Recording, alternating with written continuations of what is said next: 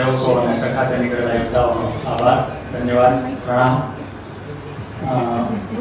રખડે મહારાજા ને સાહિત્ય સભાનો એવોર્ડ મળે છે, એ તો કોઈ પણ પ્રકારનો એવોર્ડ મળે તો આનંદની જ વાત હોય. લોકો ભલે એમ કહેતા હોય કે એવોર્ડ મળે છે, પણ મૂળ વાત એ છે કે અમે જર્નલિઝમ ભણતા પત્રકાર છો ત્યારે અમારે લોકવિદ્યાનું એક પેપર આવતું કે જ્યારે કમ્યુનિકેશનના સાધનો હતો ત્યારે કઈ રીતે થતું એમાં એક ભવાય.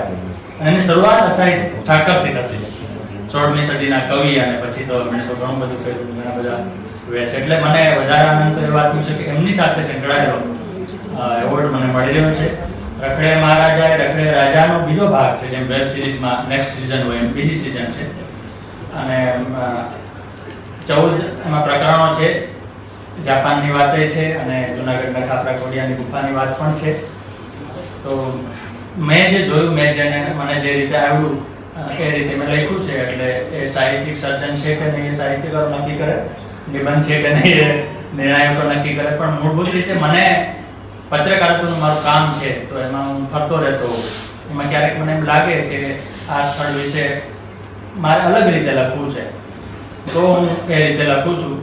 અને એ રીતે આભાર મારા સાથી મિત્રોનો, ખાસ તો સાહિત્ય સભાનો માનું છું. મને હું ગુજરાતી ભાષાનો પત્રકારત્વનો વિદ્યાર્થી છું મૂળભૂત તો, એટલે મને આનંદ છે કે મને ગુજરાતી જ્યાંથી થોડું ઘણું સારી રીતે શીખવા મળ્યું. ભગીરથ બ્રહ્મભટ્ટ પણ બેઠા છે, હર્ષ મેસવાણીયા પણ છે કે જે મારું ગુજરાતી સુધારતો હોય. તો શીખતા રહેવાની પ્રક્રિયા છે, એને આ પુસ્તકમાં ઉતારવાની છે અને ઉતારી છે. અને હમણાં કોઈ કાર્યક્રમમાં મારા નિબંધ વિશે કોઈ વાત કરતું હતું તો હું ત્યાં હાજર નહોતો, કારણ કે હું રખડે મહારાજાના ત્રીજા ભાગની તૈયારી માટે ત્યાં કરતો હતો. એટલે સૌનો આભાર. પરિચયમાં એવું છે કે તમે કહ્યું કે દિવ્ય ભાસ્કરના કોલમિસ્ટ છે, તો ભાસ્કરના કોલમિસ્ટ ઉપરાંત હું ભાસ્કરનો ત્યાં નોકરી કરું છું. એટલે હું મેગેઝિન એડિટર છું, એટલે કોલમિસ્ટ હોવા ઉપરાંત કોલમિસ્ટ નક્કી પણ કરું છું. અને પત્રકારત્વ માટે એવું કહેવાય કે ઉતાવળે સર્જાતું સાહિત્યકાર છે. તો દુધાત સાહેબ બેઠા છે કે જે ધીમે ધીમે મહિને કરે છે, અમે ઉતાવળે કરીએ છીએ. ધન્યવાદ.